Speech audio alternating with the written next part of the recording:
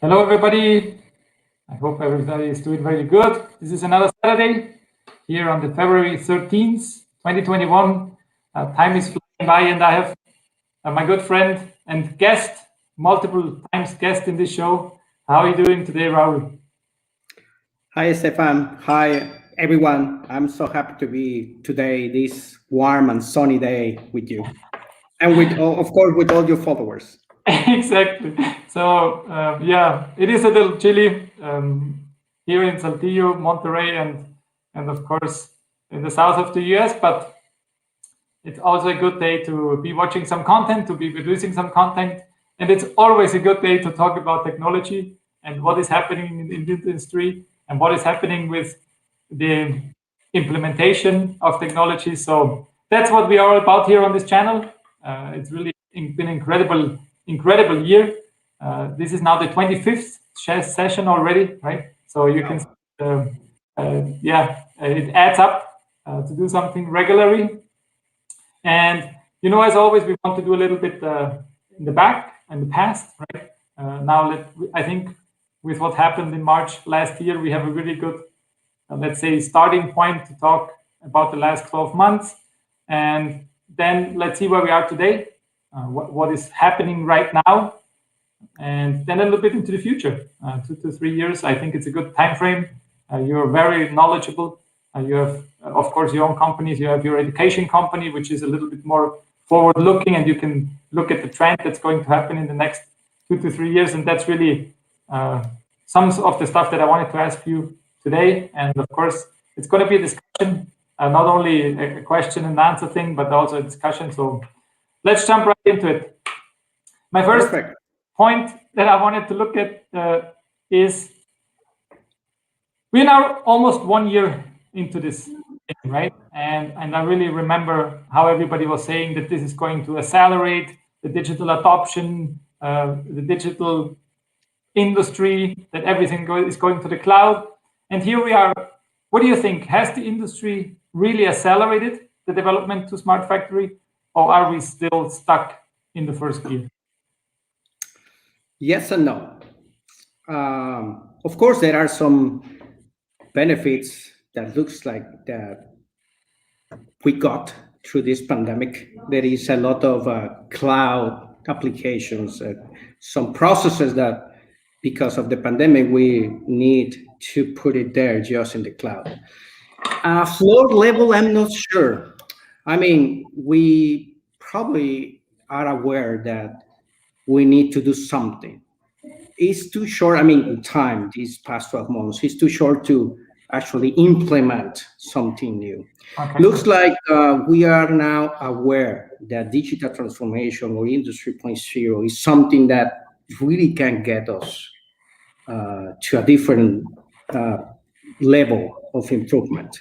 So yes, in terms of all these office processes, all these communications, all this team collaboration is now mostly digital for most of the companies, but not yet at the floor level.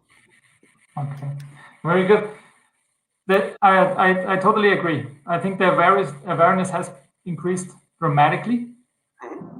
Lots of people have done assessments, right? At least people in many industries and many companies know now where they're standing. They have also started to compare maybe a little bit to their competition, the industry leaders. If you want to start right now, like for the companies that are here, or for the process engineers or maintenance engineers that are watching this, you have a very good playbook that you have shared with me almost 1.5 years ago in the training course that we took. Where after the awareness and initial assessment phase, where do you go? What's the first steps? Okay, well, the company need to be willing to improve, definitely. So it's not just the team member, it's going to be the middle management, the C-suite. The whole company needs to have this culture of change, of continuous improvement. That's going to make easy everything. So you may be surprised, it's not really knowing about coding or robotics or something like that. It's more trying to see where the change, the improvement could be done. So for the team member, I would say you need to don't be shy and start talking about money, because talking about money, that's what every company is looking for, right? All of us that are in the business, and money is not the devil always, sometimes, but you need to start talking about money. You need to start asking where my costs are. You need to start digging into your financials. You need to start looking into those areas of improvement. Then it's going to be easier to implement whatever technology you may be eager or willing to, play with. So I start talking about money. Basically, this is not just about technology. It happens that the moment in which we are right now, technology is great. It's amazing. There are so many trends that match our moment, our needs. But at the end, is everything is about making more money, be more efficient, be more connected to the customer. And what do you think, Stefan? Do Well, you buy it or not? yeah, sure. Like at the end, we need to look at it from a perspective of where is, because at the end, to implement the technology, we need some kind of resource, right? So we need the human resource, we need the financial resource, and we have two sources where to get it from. We can take it out of the OPEX and try to reduce operational expenditure, and get it back from what we usually spend in energy, in scrap, in XSF cost, rework, right? Or we can get it back from the capex, the capital expenditure, and convince everybody that we need this huge invest, and then try to get it back as soon as possible without creating additional waste. So I agree totally. For me, the easier way, the low-hanging fruits are usually on the OPEX side. And of course, you need to have also the CapEx long-term 3 to 4 year part as well, where you really want to get to the next level. So for me, it's both. And the OPEX, the easiest way to find it is what you showed us. The look at the income statement, maybe prepare the income statement a little bit more differently, break down the expenditures, calculate, for example, something very interesting is calculate some of the expenditures and of course, money that we spend per piece, for example, right? Because sometimes we do only on a monthly basis, but maybe we need to divide it per the parts that we made, and then we will see, we spent almost the same amount of gas, even though we did little 30% less parts. So that doesn't make too much sense. So maybe we need to look into measuring gas flow per cell, and then try to correlate the quantities of parts that we made to the gas consumption, and that can have a lot of impact, right? Because that's something that we usually take as granted. This is just our running operational cost, and we can't really do anything about it, and it's not true. That's correct. Yeah, there are much more than just talking about tech, and for that team member, for that group, for that leader that is going to be handling all these new projects, it's not starting to ask where to implement machine learning or where to put this new robot. Is just in the opposite way. Is starting asking ourselves what process could be improved, what analog process activity can be converted to digital. Once we know that part, then we pick the technology. It's not before. If we start talking about, I mean, at first glance, if we start talking about just tech, it's going to be harder to justify why we need to invest in that new platform, new robotic, new system, we first need to find that whatever we're going to be doing is because it has to be improved and because there is money behind that. Exactly. So interesting, and you're kind of making the bridge now to what's happening today, and of course, the human factor is huge, right? Because the robot doesn't program itself yet, and the sensors don't connect themselves yet. What specific knowledge or skill do you think has the most operational impact in the industry right now, specifically when it comes to adoption at smart factory industry 4.0? Well, yes, it's not going to be coding. It's not going to be robotics. It's not going to be automation. Yeah, I mean, it's great. I enjoy how thinking how through code you can do wow lot of things. But I believe it's going to be more in the side of analysis, be able to analyze data, processes, things that are actually happen on the floor level. If we are not able to analyze what we have, what we can do in order to improve our status quo, then even if you are the greatest coder, maybe you are not going to be getting the benefits that you are looking for. So I think that those analytics and then probably creative guys and hopefully those uh, that people really willing to improve in the daily business. I would bet that those guys are going to be leading us in the near future. Very good. Ultimately, it comes down to the culture of continuous improvement. We used to call it lean, right? And Mhm. and we know that the combination of lean and industry 4.0 or lean and smart factory is really powerful, because if you don't do lean first, if you don't understand the process first, you're probably going to automate something that has really lots of Yeah, waste. Right? So this that's totally true. so this what when and you have been into lean before you even have been into technology. So what have you learned about getting lean into people's mind?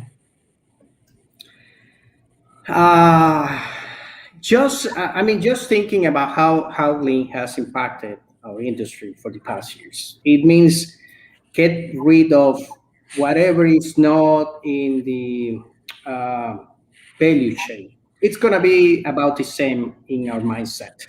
So you really need to get lean in the ways that you are thinking, the ways that you are processing the information, the ways that you are analyzing. You need to go deep and just be able to understand what really needs to be improved. So yeah, so it's try to get rid of those uh, waste, overwork, and try to figure it out what's really behind that what you're looking for. So at the end, what you're saying is the eight principles of lean, right? The eight types of waste, right? Or seven plus one.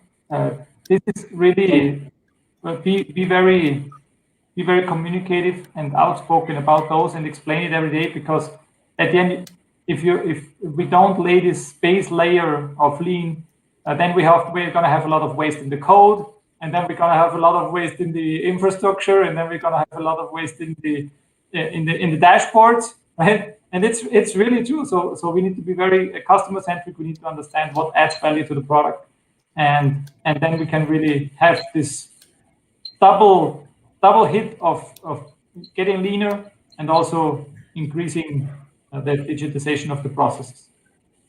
Oh yeah, yeah, yes, and I'm sorry, I probably got wrong your question, but yes, thinking about that talent portion of the lean culture, talent, of course, is every day. Either take advantage of the talent that you already have in the company, or because of the processes, because of the the roadblocks that you may put into your roadmap, your talent is the time, the minds are probably going into waste. It's going to be more about the culture of the company. Those new processes that you put in place, you need to be sure that everyone is in the boat at the same time, trying to reach the same objectives. And goals. Sure. So you're, of course, very highly networked in the industry. You have your multiple companies, your own.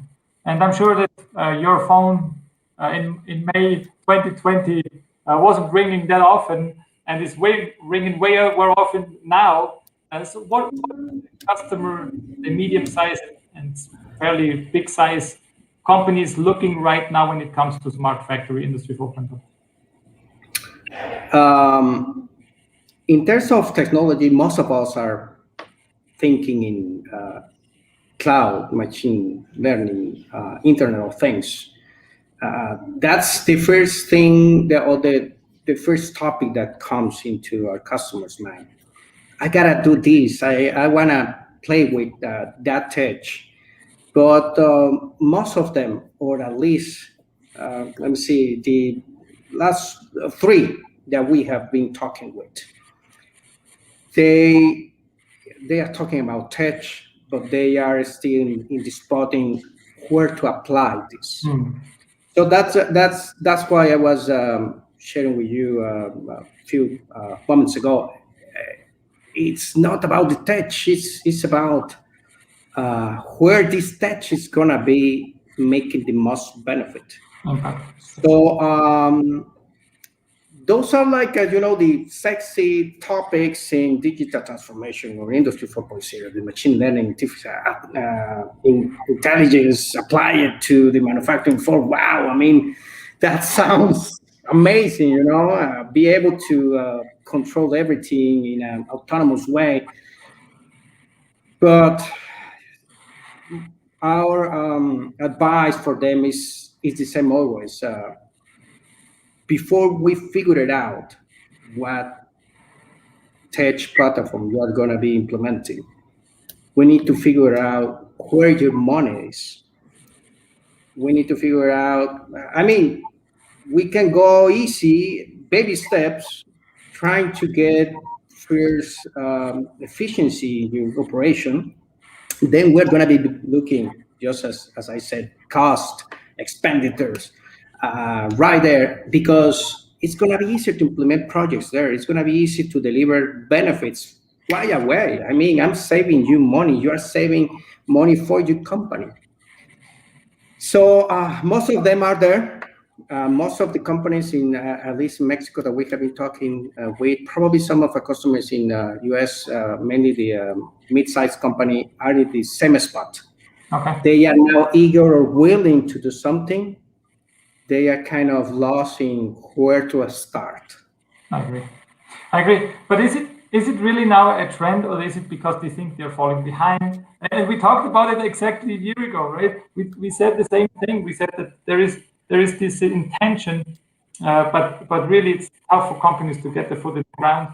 And if you look at the things that you just said, the machine learning, the IoT, right, and the big data, basically, definitely to start. If you just want to choose those three, definitely you need to start with the connectivity, because if you're not connected, you're not generating any data. So very interesting, this kind of view, and I'm really surprised that after 12 months, which is quite a long time, right? We are still in the same situation, basically.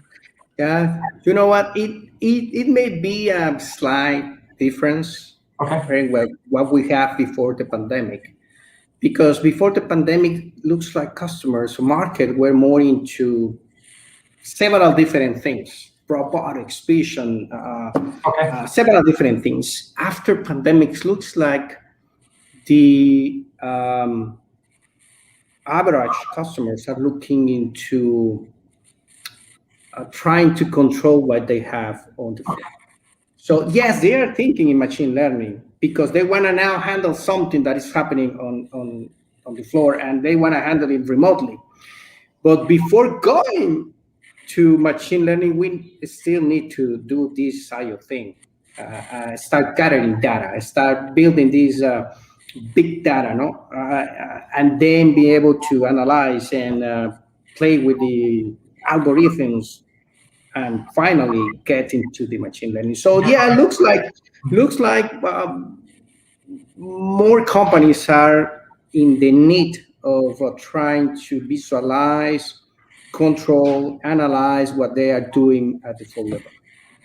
Interesting. Yeah, yeah. So what basically happened is we narrowed down, right? Yes, yeah, This could was be. from the technology side, and also, in my opinion, we narrowed down in where we are going to look for the improvements, because before that we were in machine downtime, we were in human labor, we were in training, we were in all the areas, and now I really can see that there is a clear focus on quality, quality, quality, quality, and there is a focus on asset utilization. That's at least what I've seen. Yes, That's really interesting. And if this is what the pandemic gave us, that we said from the 16 technologies we went to 3 or 4, from the yes, whole income statement we went to 2 specific areas, then that's already a start, because at the end it is. is everything. It is, yes. You're right. Awesome.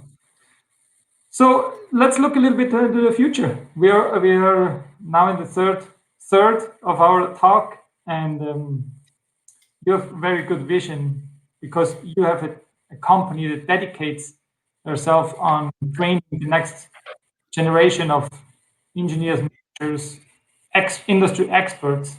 Very, very high quality training program that I was fortunate to be part of last year, already a year and a half ago, and we finished More than a year, together. yes. So you can see where it's going, and I really wanted to ask you this: looking into the next 2 to 3 years, what technology will have the biggest adoption or growth, at least, of what's your vision? Let's say automotive, a little bit food industry, and specifically automation. Right? Of course. Well, definitely cloud computing. There are going to be more applications running into the cloud, sharing these resources. We are going to be moving more of what we have right now in our servers. We're going to be moving more of that into the cloud.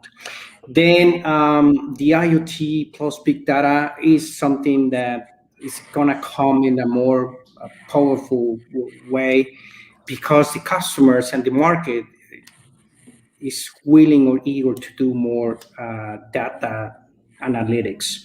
So terms like machine learning that a few years ago looks like they were like something really weird. Now we were talking with customers about predictive maintenance, doing this with machine learning, and they were like, "Come on, this is not for me right now." But now it looks like they are very willing to explore all these options. So cloud computing, IoT plus the big data and analytics. I believe the the manufacturing floor is going to be circling about all these concepts. And yeah, there are going to be more robotics, there are going to be more vision, of course, but I will say that these will be the key players. And it's not as expensive as a robot. I mean, do coding sometimes, but yeah, that's what I think. What are you seeing, Stefan? Is about the same? You think we're going in a different way? I agree, because what I see is it's the first step, right? It's going from physical to digital.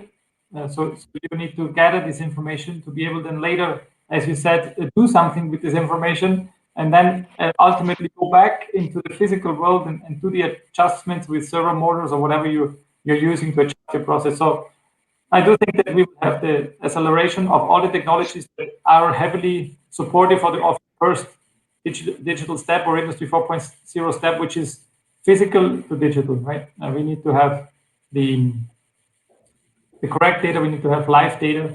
We need to have dashboards. We need to have already some kind of prediction when it comes to maybe energy consumption of a servo motor. You can easily say that something is not going right if it consumes twice as much energy from 1 hour to the next. Something is not going right in your process. So it's a very easy way. You talk about analytics, and I even think that the first analytics will be done by the people still, right? Just looking at data, right? So it's not that you already have an algorithm there and Yeah, send. no. No, it's manual analytics, right? They're just looking at in red and green indicators, right? And looking and focusing on where it goes into orange or yellow, orange, and red, and starting to do some countermeasures based on that.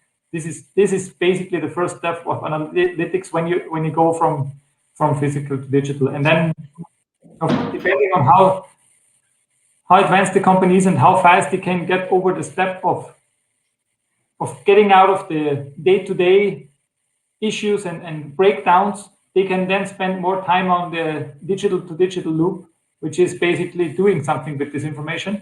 And yeah, the other step is really still a little bit further out when we then have auto adjusted processes, but it can happen. I think there is smaller, less complex machines when it comes to, for example, processes that are continuous. So on the continuous, everything that has to do with liquids, mixers, oil, water, right? This kind of stuff, right? Food, the steel foundry, those kind of stuff where you have continuous processes. They are going to be easier to be adjusted in real time than, let's say, the one-off batch production processes. But still, we're going to get there. Yeah. Digital transformation, Industry 4.0, why we are into this? We're gonna go to this agile organization, and that's because we wanna improve the way we are making money, the way we're profitable. So if you really want to improve, you really need to control, and before to control, you need to measure.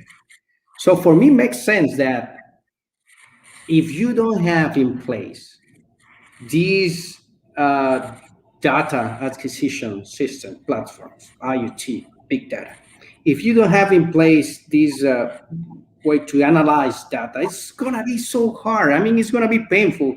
The customer, the C-suite is gonna be always, questioning that the benefit is not there. So for most of our customers, you need to be able to analyze first what you have before trying to invest in this new toy. So that's what we see that we can, be able to be closer to such benefits. Totally agree, man. You couldn't have put it better, because at the end, it comes to measure, analyze, improve, right? And then Yeah, I mean, that's a very old concept, right? I mean, that is not new. The supercomputer that can analyze through different algorithms with machine learning could be the newest thing, right? But what's behind our intentions, the way that we have to justify what we're doing, is something that we have been doing for several centuries, since the very first industrial revolution. It's just the difference is the tools that we have available at every moment in history. Awesome. That's very good. So I actually believe that. Very good. So at the end, I know that you read a lot, you watch a lot of stuff, and I think this section where we share what we have learned over the last half a year is really powerful for everybody that's watching this. So can you give us one link to a web page, to a service provider, one lecture, one book that you have read, and one some person, some group of people that you follow that have really good content on let's focus on LinkedIn or the social media that is more professional. Of course. Um, you may be disappointed a little bit if I tell you that I'm not reading a Dutch book right now. I'm reading, it says, The Culture Code. It's Okay. from Daniel Coyle. Because as you may imagine, we I'm aware, I have been noticing that it's more the cultural change that is the one that it need to be done more than just touch. So Okay. that's the one that I'm reading now. Uh, Mackenzie, I love those guys. They have very good stuff. True. True. Yes, and I'm gonna be follow Stefan Plotz. This guy, I have to. I met this guy in the past. He reads a lot of different things on technology. I believe he's gonna be one of the changers in terms of blockchain. So believe me, follow this guy because blockchain, probably I didn't mention it. It's not right. I don't see it immediately on the manufacturing floor, but this concept is gonna change a lot of things, not just the currency, the digital currency. It's gonna change a lot in the near future. And Stefan Plotz is gonna be one of the biggest guys right there. That's awesome. How's Thank that? you very much. That's very kind of you. That's very kind of you. Now that you said that technology books, this is also not a technology, and this is what I'm into right now. So really interesting. And you talked about agile, right? And Yes. and this person says the first thing he says is, don't apply agile in all the organization. It will destroy the organization if you apply it in the whole. Because in most of the areas, you don't need to be doing everything in 6 weeks Scrum sessions, right? In most of the areas, you need very controlled long-term processes. But there is some areas where Agile really helps you. Thank you very much, man. Yes, I am very passionate about blockchain. That's true. I don't see it either as a technology that impact manufacturing anytime soon. But I do believe that behind the, the paradigm shift, right, Mhm. of decentralization, which I like a lot, the decentralization will play a big role because at the end, agile is decentralization also, right? Small groups make decisions and get measured on objectives instead of a hierarchical push, right, to do stuff. Well, that was a big surprise, and I'm very honored. You're a big teacher of me. You're a master. You have shown me a lot, um, and I still continue to look back to what we have learned a year ago, to the document that we built a year ago, and also to your documents that you shared. And I continuously share it because even after a year and a half, they are still very up to date and very forward looking. So this is a big honor and a big pleasure. The If you want the to add fast anything else. Thanks for your words. I'm a believer that the fastest way to learn is to share what you have learned. So I try to have my organization like continually sharing and learning uh, groups, and I'm so happy that that I was able to show you something new at that time. Yeah. Specifically, what really was the game changer, and if I could take something out of this whole learning process over the last year is look at the money, right? And you're the Yes. one guy that puts this into the mouth and really says it out because everybody else doesn't do it, right? We never talk with the process engineers about money. We never talk about with the shop floor supervisors about money. We never ever talk about with the lean team about the money and the company situation. We need to do it. Okay. Don't be shy. Just like this Tom Cruise movie, Show Me the Money, right? Show me the money. Yeah, McGuire, right? This was Yeah, yes, that one. Yeah. Awesome, man. I really appreciate it. Have a great Saturday afternoon down there in Monterey, down there, because I'm up here in Saltillo, down there in Monterey, and I hope we can connect soon. Follow up on what you mentioned, how this adoption is going, connectivity, big data, and maybe some hacks, additional hacks that you have found to get the organizations to advance faster. Awesome. Well, thank you so much for having me. I will be. It's really fun, sharing all these idea with you guys, and I enjoy. That's it. That's all about. Bye bye. Take Bye care. bye. Bye bye.